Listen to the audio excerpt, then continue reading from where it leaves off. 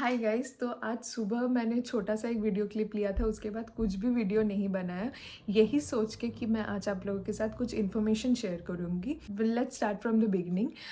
1 जनवरी को मैं यहाँ पे आई स्टार्टेड ट्रैवलिंग ऑन 31 दिसंबर 2023। 2024 का फर्स्ट डे मेरा यूके में था।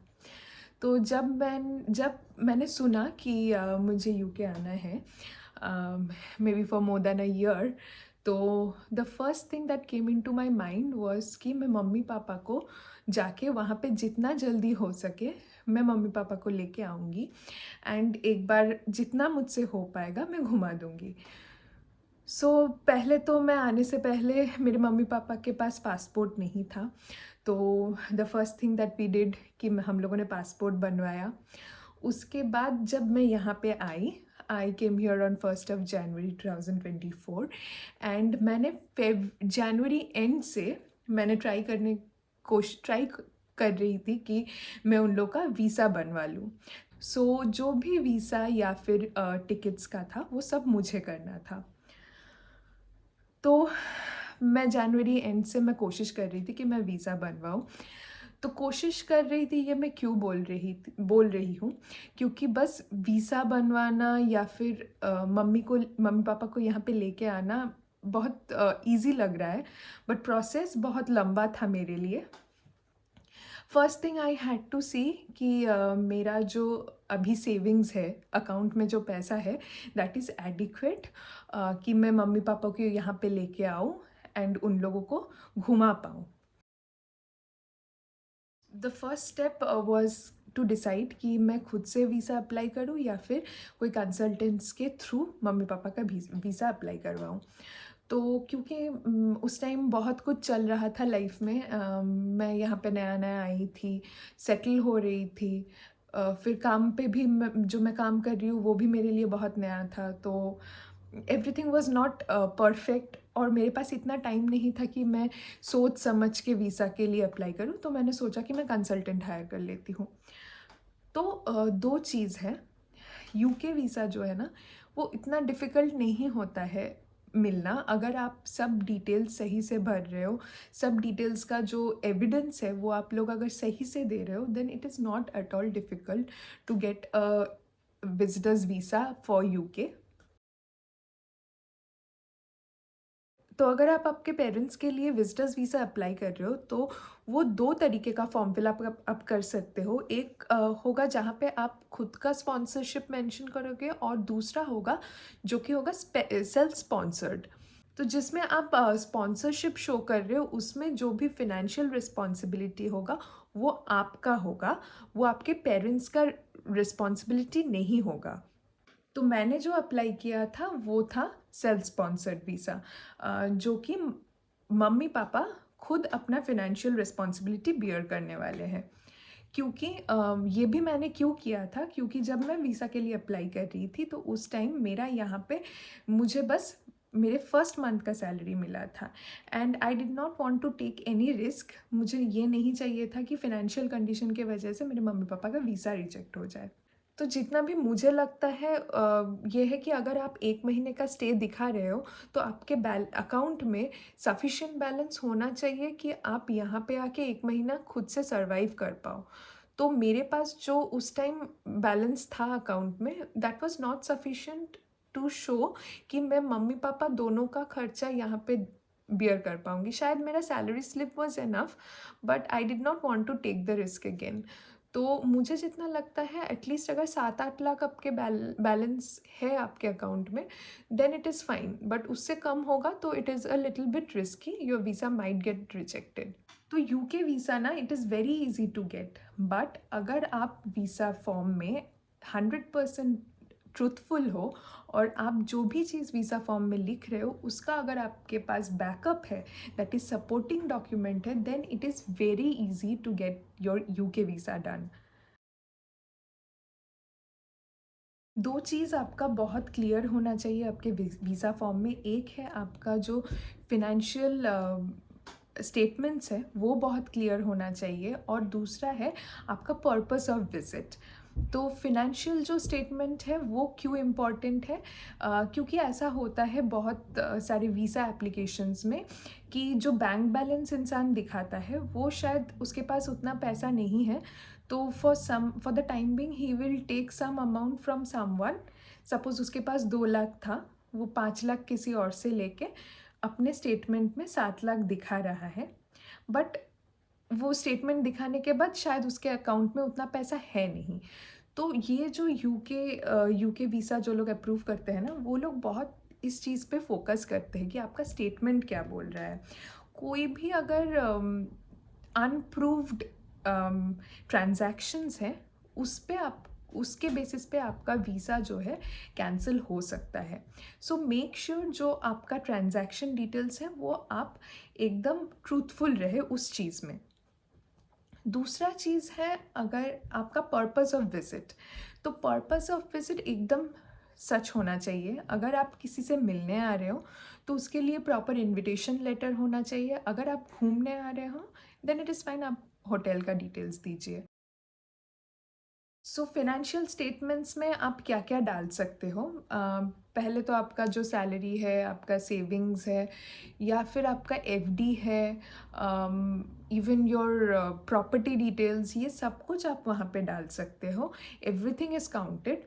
बट जो सेल्फ स्पॉन्सर्ड वीज़ा है उसमें जो प्राइमरी होगा वो आपका जो पेरेंट्स है उन लोगों का फिनेंशियल स्टेटमेंट आएगा, और जो सेकेंडरी है वो आप डाल भी सकते हो, नहीं भी डाल सकते हो। बट मैंने अपने टाइम पे मेरा फिनेंशियल जो स्टेटमेंट्स था वो भी मैंने सब डाला था फॉर सेफ्टी। एंड मैं सजेस्ट करूँगी कि आप अपना और पेरेंट्स का दोनों का डाल के रख दीजिए, क्योंकि कोई ज़्यादा फाइल अगर आप अपलोड करेंगे ना तो उसमें कोई दिक्कत नहीं है, बट अगर कोई भी डॉक्यूमेंट लैग कर रहा है तो उसमें दिक्कत है। अगर आपके मम्मी पापा आपके घर आके रहने वाले हैं तो आपका जो एड्रेस है वो बहुत इम्पॉर्टेंट है, और उसका प्रूफ आप लोगों को देना होगा। That may be your rent agreement और योर बैंक डिटेल्स, कुछ भी हो सकता है, बट एक फर्म एड्रेस प्रूफ आपको देना पड़ेगा। Now coming to cover letter and letter of invitation. तो अगर आप सेल्फ स्पॉन्सर्ड वीज़ा कर रहे हो तो कवर लेटर और invitation, letter of invitation will be two different things. तो cover letter will be from your parents side. वो लोग वहाँ पे क्लियरली मेंशन करेंगे कि उन लोगों का पर्पस ऑफ विज़िट क्या है, यहाँ पे आने के बाद उन लोग का जो खर्चा है वो लोग खुद बियर करने वाले हैं। जो भी नॉर्मल सपोर्ट चाहिए होगा वो आप उनके डॉटर के साइड से आएगा। उनका सोर्स ऑफ अर्निंग क्या है, जैसे सैलरी हो गया, या फिर फिक्स डिपॉजिट का इंटरेस्ट हो गया, या फिर और भी जितना भी फिनेंशियल उन लोगों ट्रांजैक्शंस होता है उसका शॉर्ट में एक डिटेल्स वो लोग लिख के दे सकते हैं। फिर ये भी मेंशन करना होगा कि वो लोग कितने दिनों के लिए यहाँ पे स्टे करेंगे। That is also an important point. If your parents are working then it will be better if they get an NOC from their office, ताकि यूके वालों को ये कंफर्म हो जाए कि वो लोग यहाँ पे आके सेटल नहीं होने वाले हैं। तो एनओसी मिलेगा, that will be an add on. Similarly letter of invitation जो है वो आपके साइड से जाएगा, जिसमें आप लिखोगे कि my parents will be here from this date to this date, and you will be supporting them यहाँ पे फिनेंशियली, एंड ऑल्सो उनका मेडिकल का कोई भी इशू होगा so you will take care of that. ये सब चीज़ें आप मेंशन करोगे। आपका जो सोर्स ऑफ अर्निंग है ये सब भी आपको वहाँ पे मेंशन करना होगा, but it shouldn't be very lengthy. It should be a one pager, both the cover letter and the letter of invitation. मैं डिस्क्रिप्शन बॉक्स में लिंक प्रोवाइड कर दूंगी कवर लेटर और लेटर ऑफ इनविटेशन का। In case आप लोग को वो नहीं मिल रहा है तो आप लोग कमेंट करना, I will send you the link individually in the comment. तो ये तो हो गया सेल्फ स्पॉन्सर्ड वीज़ा का। अभी आते हैं, अगर आप स्पॉन्सरशिप शो कर रहे हो तो आपका जो लेटर ऑफ इनविटेशन और कवर लेटर है दोनों एक ही चीज़ होगा। That is you don't need to prepare a cover letter and a letter of invitation separately. Both will have the same content, so one will be sufficient, that is the cover letter. And उसमें भी वही content रहेगा कि वो लोग, उन लोग का पर्पस ऑफ विजिट क्या है, और वहाँ वो लोग यहाँ पे कितना दिन रुकने वाले हैं, यहाँ पे जितना भी जो भी है फिनेंशियल सपोर्ट्स आप उनको 100% करने वाले हो, उनका सब कुछ आप यही यहाँ पे ख्याल रखने वाले हो। आपका जो भी फिनेंशियल डिटेल्स है वो आप शॉर्ट में वहाँ पे मेंशन कर सकते हो। So that is it for the sponsorship part. पहले वीज़ा फॉर्म जो है वो फिल करने के बाद ये सब डॉक्यूमेंट्स आप लोगों को अपलोड करना पड़ेगा। आप अपलोड करने के बाद आपको जो है बायोमेट्रिक के लिए आप अप्लाई कर पाएंगे। और बायोमेट्रिक ऐसा नहीं है बायोमेट्रिक के बाद अप्लाई करना हो जाएगा उसके बाद आप डॉक्यूमेंट अपलोड नहीं कर सकते हो। बायोमेट्रिक में जाने से एक दिन पहले तक भी आप वो जो भी डॉक्यूमेंट्स है उसमें चेंजेस कर सकते हो। So not a problem. Make sure कि ज़्यादा डॉक्यूमेंट्स है so it is not a problem, but सब डॉक्यूमेंट्स होना चाहिए। ज़्यादा हो तो कोई दिक्कत नहीं है।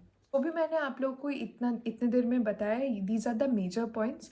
Minor documents are like Aadhaar card, nationality proof, marriage certificate, ये सब चीज़ें बहुत कॉमन है। ये सब चीज़ें आप लोगों को जब आप लोग अपलोड करेंगे ना उस सेक्शन में आपको पता चल जाएगा कि कहाँ पे क्या अपलोड करना है। But these are the few things that you should not miss.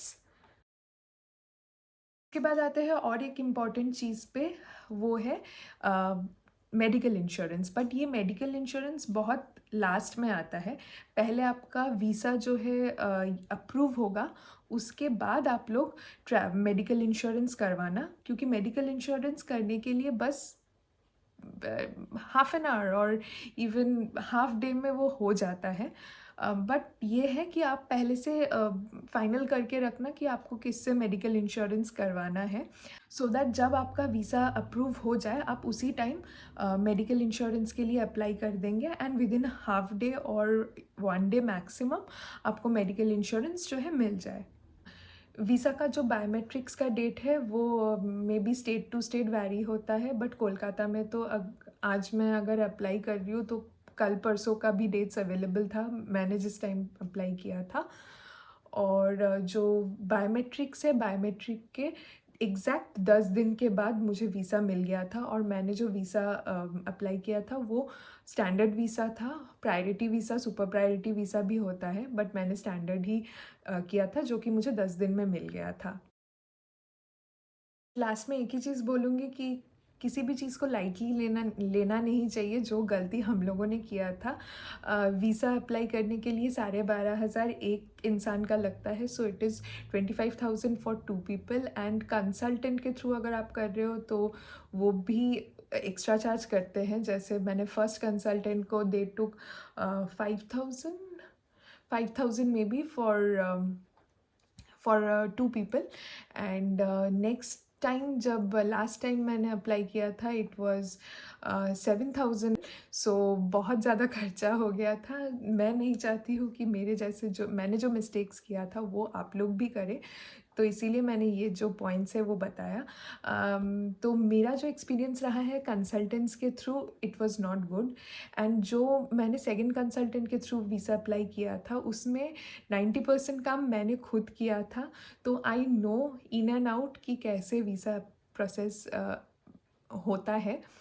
तो इसीलिए मैं बता रही हूँ, it is very easy. You don't need any consultant, बस आपको एक दिन टाइम निकालना होगा तो आप खुद ही कर सकते हो। I will never suggest any one to hire a consultant for UK visa. I don't know about other countries, but UK visa में तो नहीं चाहिए। तो अगर आपको मेरे वीज़ा कंसल्टेंट्स या फिर मेरे वीज़ा प्रोसेस का एक्सपीरियंस जानना है तो आप लोग ज़रूर कमेंट करना, मैं सेपरेट वीडियो बनाऊंगी। बट आज के वीडियो के लिए बस इतना ही। अगर आप लोगों को ये वीडियो हेल्पफुल लगा तो प्लीज़ डू लाइक। एंड अगर आप लोगों को कोई भी क्वेश्चंस है तो आप लोग कमेंट ज़रूर करना। सो या that is it for today's video. I will see you guys in my next video. Till then take care, bye bye.